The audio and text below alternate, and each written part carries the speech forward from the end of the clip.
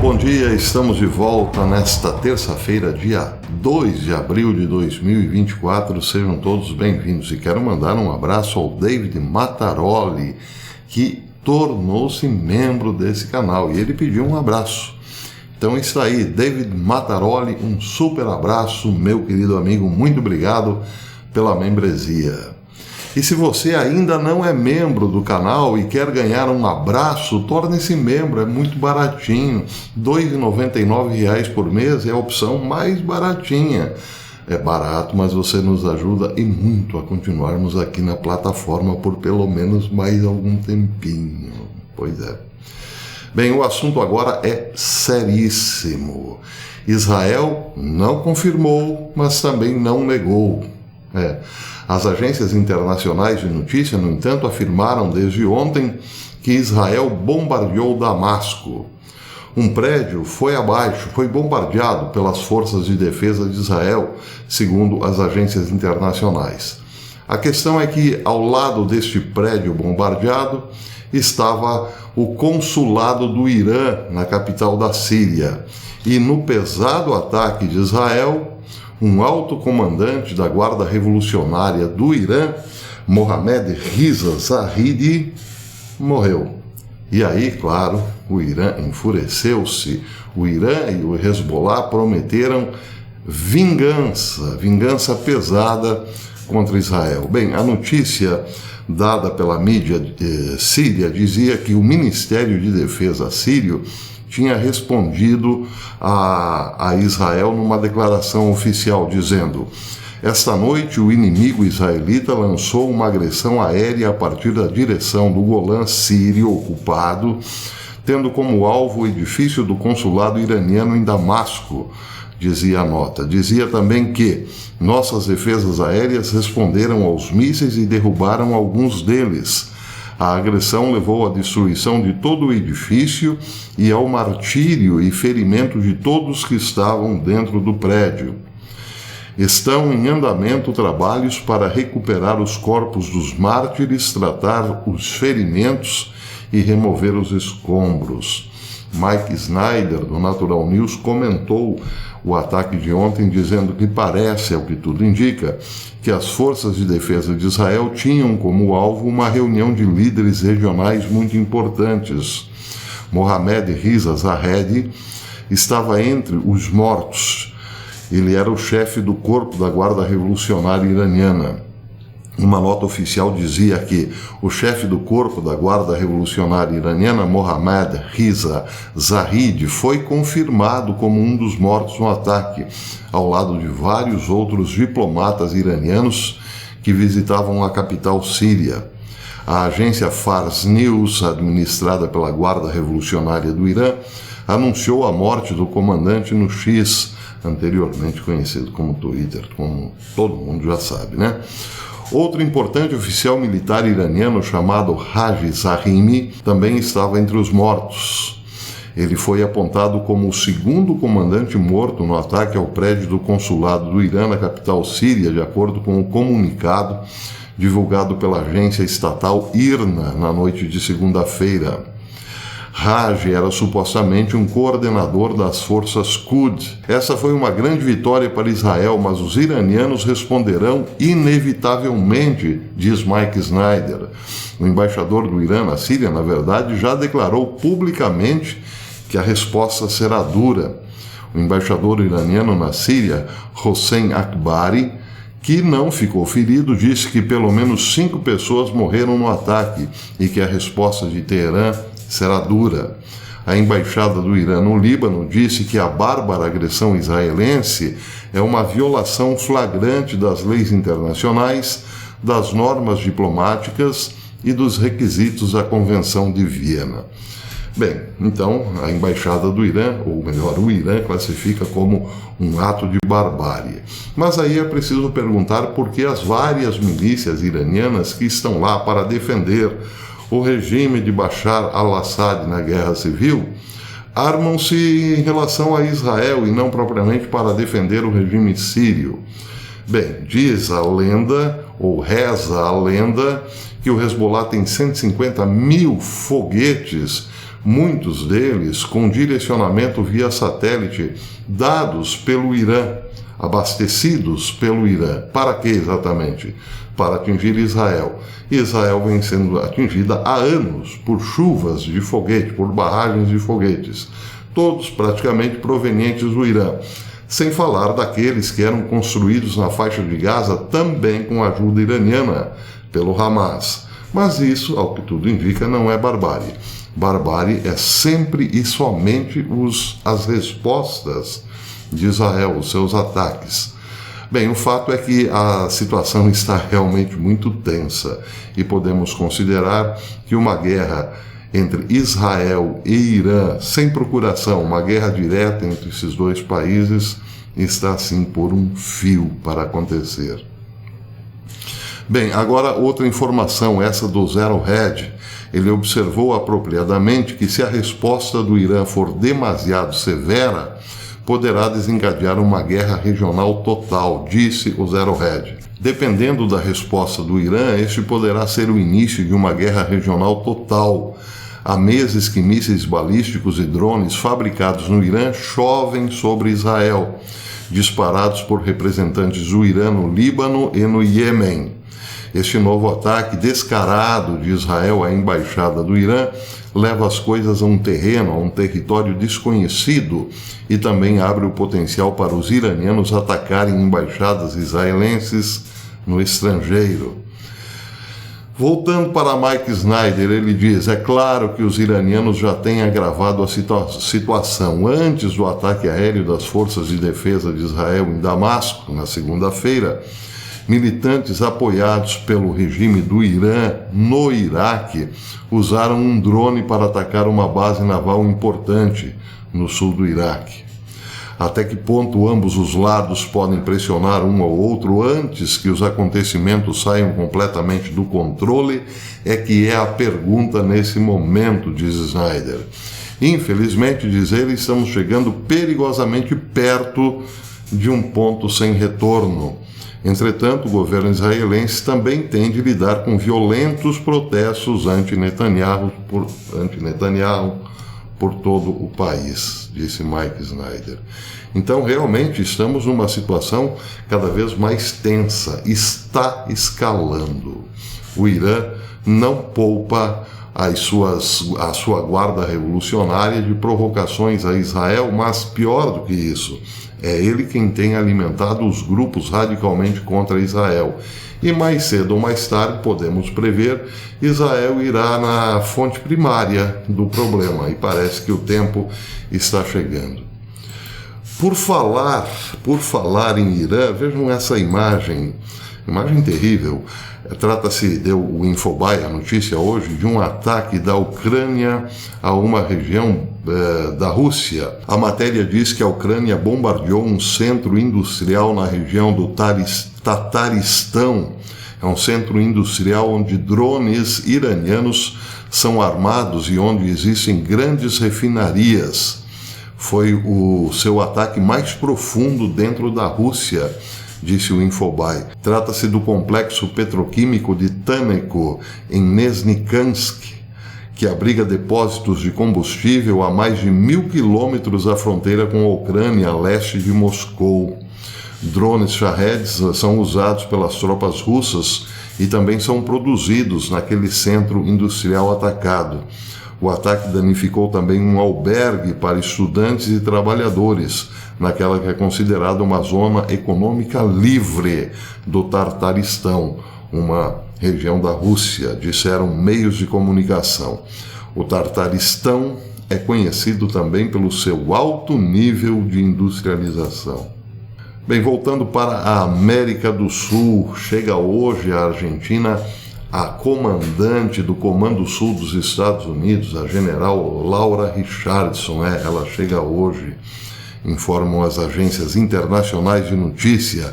A general Laura Richardson, chefe do Comando Sul dos Estados Unidos, chegará nesta terça-feira, 2 de abril, à Argentina em visita oficial de alto conteúdo geopolítico, com o objetivo de fortalecer os laços bilaterais em matéria de defesa com o governo Milei. Sua movimentada agenda inclui reuniões com o presidente argentino, autoridades de defesa e forças armadas, além de uma viagem estratégica à Patagônia, com escalas nas províncias de Terra do Fogo e Neuquén. Neuquén é onde a China tem uma base também, que, dizia a lenda, nem os militares argentinos podiam entrar ou tinham acesso àquela base. Era chamada de uma base espacial. A Argentina foi lá na Patagônia, no sul do continente sul-americano, para estudar como enviar satélites de forma mais barata.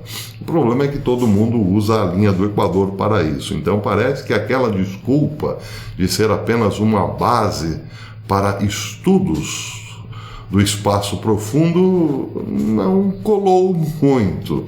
E os Estados Unidos, então, estão agora querendo se fazer presente exatamente nessa região. Bem, o Diário Argentino, esse cenário mundial, lembra que a visita de Richardson é também para pressionar o governo argentino para que compre os poderosos caças F-16. Tem gente que não gosta que eu use esse adjetivo, não é? Pois é, mas são poderosos, vamos e venhamos. Diz o cenário mundial também que a visita do chefe do Comando Sul dos Estados Unidos à Argentina ocorre num momento chave de redefinição das relações bilaterais sob o governo Milei, com a abordagem clara de Washington e uma postura mais firme contra a influência de potências como a China na região. A questão de defesa, segurança e geopolítica serão os eixos centrais de uma agenda que refletirá um novo alinhamento geopolítico do país com a Casa Branca. Então isso aí, em tempos de guerra, todo mundo vai se armando e se alinhando na medida dos seus interesses geopolíticos e ideológicos, claro, mas também em tempos de guerra o ouro dispara. E eu tenho aqui uma informação de que o ouro atingiu um novo teto histórico, passando dos 2.264 dólares por onça. Bem, sobre isso, há um comentário aqui que merece atenção. O comentário é de Frank Giustra, que é considerado uma sumidade quando o assunto é ouro. Ele disse recentemente num podcast que o mundo ainda não acordou. O comprador marginal de ouro não é mais os Estados Unidos, ele disse. Não é mais a Europa, mas a China. Entre o Banco Central do país e o público chinês, a China absorve mais de 2/3 de toda a produção anual de ouro. Eles são um novo comprador marginal, disse Giustra. É aí que o preço do ouro é definido. Ele disse também que se o BRICS Plus lastrear a sua moeda, a sua futura moeda em ouro, bem, aí o dólar entrará em sobrevida por aparelhos. Ele disse o seguinte: o BRICS Plus, que agora inclui Brasil, Rússia, Índia, China, África do Sul, Arábia Saudita, Egito, Etiópia, Irã e Emirados Árabes Unidos, pode acordar uma manhã e dizer que vai apoiar a sua nova moeda coletiva no ouro, ou ancorar a moeda do BRICS no ouro, que agora podem definir para criar mais crédito e reservas. Giustra destacou também que há um movimento coordenado do BRICS Plus contra o dólar americano, e isso poderá levar a resultados violentos. Ele disse: ninguém quer a guerra, mas aqui está o problema. Os Estados Unidos enfrentam uma ameaça existencial. É uma questão de segurança nacional. Se houver um movimento repentino no sentido da substituição do dólar americano, o que significa talvez um anúncio do BRICS de uma nova moeda ancorada no ouro, penso que então os Estados Unidos reagirão de forma bastante violenta. Por falar em violência, está meio difícil ser lojista nos Estados Unidos, ou melhor, em Nova York, no estado de Nova York. Prestem atenção, a governadora do estado de Nova York, Kathy Hochul, revelou recentemente que os varejistas do estado de Nova York perderam a bagatela de 4,4 bilhão de dólares só no ano de 2022. Como assim? Perderam 4,4 bi de dólares só em 22? Por causa de que ninguém mais está comprando nada? Não, por causa dos roubos a lojas. Quem comentou isso também foi o Natural News. Muitos dos bens que foram roubados estão sendo usados para alimentar uma próspera economia subterrânea, revelou o Natural News, na qual ladrões e intermediários vendem artigos roubados em locais de venda a varejo, no estado de Nova York. As batidas policiais em armazéns usados por essas quadrilhas criminosas revelaram tesouros de bens roubados, juntamente com sacos com etiquetas de segurança removidos e outros sinais de atividade criminosa. O sujeito, para roubar uma roupa, evidentemente, tem que tirar o sensor.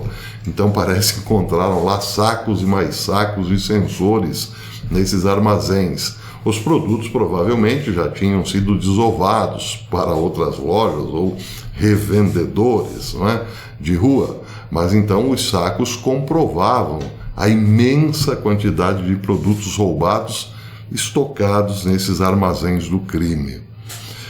Algumas delas são operações altamente organizadas em que os líderes fornecem aos ladrões listas de compras. Podem ser até mesmo lojistas, fornecendo aos ladrões o que querem para revender. Essas listas incluem itens como bolsas, ferramentas elétricas e telefones celulares. E eles têm, então, a tarefa de roubar e, em seguida, os itens são distribuídos por meio de mercado online ou até mesmo de lojas, em alguns casos. Muitos daqueles que realizaram operações online mantêm várias identidades ou vendem um item e depois listam o próximo imediatamente, na tentativa de parecerem usuários típicos ou normais e evitarem ter grandes volumes de vendas ou de itens de vendas a qualquer momento. Já um relatório da Federação Nacional de Varejo e da empresa de segurança privada K2 investigou listagens de tipos de itens que organizações de roubo de varejo normalmente visam, como fraldas, detergentes, sabão em pó, amaciantes de roupa, etc., etc. E itens também listados como novos ou novas etiquetas.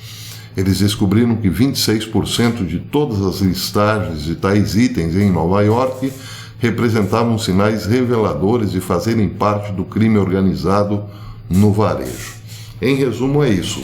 O varejo em Nova York está bombando, mas não é o varejo regular, é o varejo marginal. Pois é. Bem, os números de 4,4 bi de prejuízo aos varejistas é de 2022, como disse. Estamos aguardando a atualização desses números. Se em 2022 foi de 4, hoje provavelmente é de 8 bi, não é? Em roubo. Mercado pujante. Nova York, hein? Governo Biden, né? Nova York e tal. Já sabemos o que se trata. Para terminar, notícia publicada hoje no blog de Hal Turner Radio Show, ele diz o seguinte, veja que interessante. O Laboratório de Astronomia Solar do Instituto de Pesquisas Espaciais da Academia Russa de Ciências registrou uma poderosa explosão solar antes de ontem, a qual foi atribuída uma altíssima pontuação. A explosão ocorreu quase exatamente na linha Sol-Terra, na área máxima de impacto no planeta. A explosão foi acompanhada por uma grande ejeção de massas de plasma em direção à Terra. Hoje, diz Turner, vários buracos coronais se fundiram em um único buraco coronal gigante, 20 vezes o tamanho da Terra, esse que é mostrado na imagem. Os fluxos dessa ejeção, segundo cálculos, chegarão à Terra entre hoje, terça-feira, e amanhã, quarta-feira. Os cientistas alertam que as tempestades magnéticas podem causar problemas nas comunicações de rádio, na operação dos satélites da Terra e nas redes elétricas em todo o planeta. Os médicos também recomendam não se cansarem com exercícios físicos nesses dias, monitorar a pressão arterial, dormir o suficiente e alimentar-se bem. Alimentos ricos em magnésio e potássio ajudarão a lidar com os efeitos negativos das tempestades magnéticas. Pois é, este mês promete, né? Tempestade magnética, plasma vindo por aí, e daqui a pouco o eclipse no dia 8, que muita gente diz será o gatilho para a abertura de portais. Pois é, porque o CERN, foi confirmado, entrará em atividade justamente no dia do eclipse. E eu já havia noticiado que várias cidades americanas estão em alerta máximo para um evento que demorará ao todo 100 minutos, mas o eclipse mesmo durará de 3, 4, 5 minutos, algo assim. Mas a precaução é como se os Estados Unidos estivessem, sim, se preparando para uma catástrofe natural sem precedentes, o que só faz crescer a pulguinha atrás da orelha. Pulguinha é eufemismo. Bem, se você gostou desse vídeo, deixe o seu like e verifique aí a sua inscrição.